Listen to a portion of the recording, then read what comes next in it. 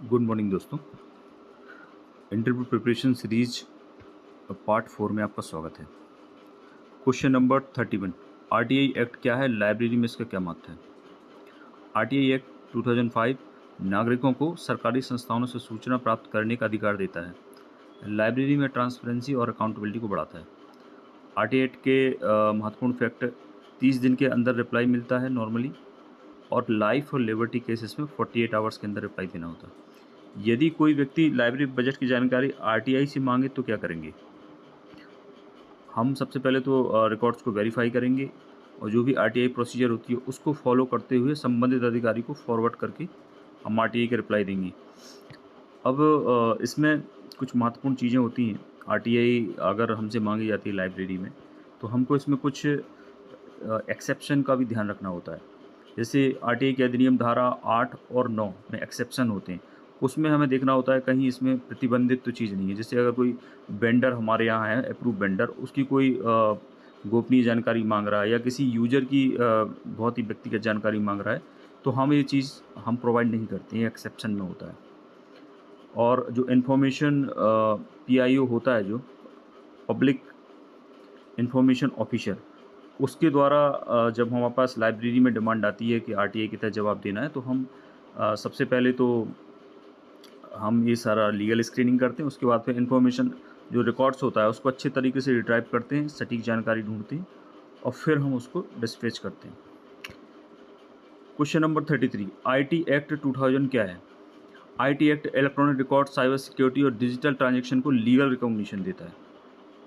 IT Act provides legal recognition to electronic records and cyber activities. Question number 34, library में cyber security क्यों महत्वपूर्ण है। क्योंकि library system में user data, E resources and subscription store होते हैं, लोगों की पर्सनल इन्फॉर्मेशन स्टोर होती है, महत्वपूर्ण दस्तावेज होते हैं, इसलिए आवश्यक होता है। कैसे हम कर सकते हैं, पासवर्ड के द्वारा, एंटीवायरस, यूजर ऑथेंटिकेशन के द्वारा एंड बैकअप्स के माध्यम से। कॉपीराइट्स क्या है। कॉपीराइट्स क्रिएटर को उनके ओरिजिनल वर्क्स पर एक लीगल प्रोटेक्शन देता है। जैसे कि कोई ऑथर है और उसका कोई ओरिजिनल वर्क है, तो कॉपीराइट उसको अगले 60 साल तक उसको मरने के अगले 60 साल तक उसको लीगल प्रोटेक्शन देता है। इंडियन कॉपीराइट एक्ट 1957 हमारे यहाँ लागू होता है। Fair use of fair dealing क्या है। रिसर्च, एजुकेशन, क्रिटिसिज्म, इसके लिमिटेड यूज की अनुमति देता है। फेयर यूज और फेयर डीलिंग में थोड़ा सा डिफरेंस होता है दोस्तों। फेयर यूज जो टर्म है ये यूएसए में यूज होता है, और जो फेयर डीलिंग है वो हमारे इंडिया, ब्रिटेन, कनाडा और कॉमनवेल्थ देशों में यूज होता है। अमेरिका, इजराइल और दक्षिण कोरिया में फेयर यूज होता है। इसका थोड़ा सा ये डिफरेंस है कि जो फेयर यूज होता है उसको कोर्ट देखता है कि आपने फेयर यूज किया है कि नहीं किया। उसका कोई बहुत ज़्यादा लिस्ट नहीं होती है स्ट्रिक्टेड, थोड़ा सा फ्लेक्सिबल होता है। जैसे कि आपको ये साबित करना होता है कि आपने जो यूज किया है वो फेयर है, वो समाज के इस्तेमाल के लिए है या शिक्षा के लिए है, एजुकेशन रिसर्च के लिए है।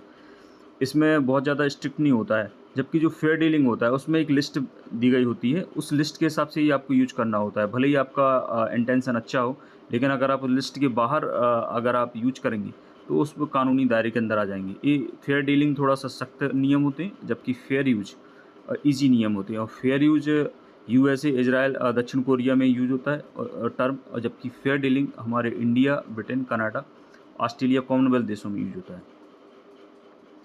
आईपीआर इंटेलेक्चुअल प्रॉपर्टी राइट्स क्या है। IPR intellectual property rights mind की क्रिएशन को लीगल प्रोटेक्शन देता है। एक कितने तरह के होते हैं, ये कई तरह के होते हैं, जैसे copyright, patent, trademark, GI tag, industrial design.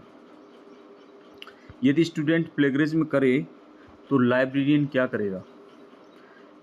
अगर स्टूडेंट प्लेगरिज्म करता है तो सबसे पहले तो हम उसको अवेयर करेंगे, प्लेगरिज्म के बारे में बताएंगे कि यह यूजीसी रूल 2018 के अकॉर्डिंग ये मतलब अनइथिकल है। इसके कई सारे प्रोविजंस होते हैं जिसके कारण स्टूडेंट्स को प्रॉब्लम जा सकती है। और ये कई तरीके के होते हैं, जैसे कि अगर लेवल 10% तक प्लेगरिज्म में कोई करता है तो उस पर कोई दंड नहीं होता। लेकिन अगर लेवल 1 जो कि 10 से 40% तक होता है, तो छात्र को 6 महीने के भीतर थीसिस को रिवाइज करने के लिए, जमा करने के लिए बोला जाता है। और अगर 40 से ज़्यादा और 60% से कम है तो लेवल 2 में आता है। इसमें 1 साल के लिए छात्र को डिवाइड किया जाता है। और लेवल 3 अगर 60% से अधिक अगर उसका प्लेगरिज्म पाया जाता है तो उसका रजिस्ट्रेशन ही रद्द कर दिया। तो इस तरह से हम उसको स्टूडेंट को हम प्लेगरिज्म के बारे में अवेयर कर सकते हैं कि अगर वो प्लेगरिज्म करता है तो इस तरह की कार्रवाई की जा सकती है। साथ ही हमें ये भी बताना है कि जो भी प्लेगरिज्म होता है उसको हम कैसे चेक कर सकते हैं। इसके लिए दोस्तों कई सारे टूल्स होते हैं, तो हम उन टूल्स का यूज़ कर सकते हैं। जैसे शोध शुद्धि होता है और इन्फ्लिमनेट के भी कई सारे एंटी प्लेगरिज्म टूल्स होते हैं, तो उनका हम उनको अवेयर कर सकते हैं, उसके बारे में बता सकते हैं। जैसे डिलविट एक्सट्रीम होता है, टन्नेंट होता है, अर्पंड ओरिजिनल होता है। तो इन सब टूल्स के बारे में भी हमको अपने यूजर्स को जानकारी देना चाहिए। ठीक है।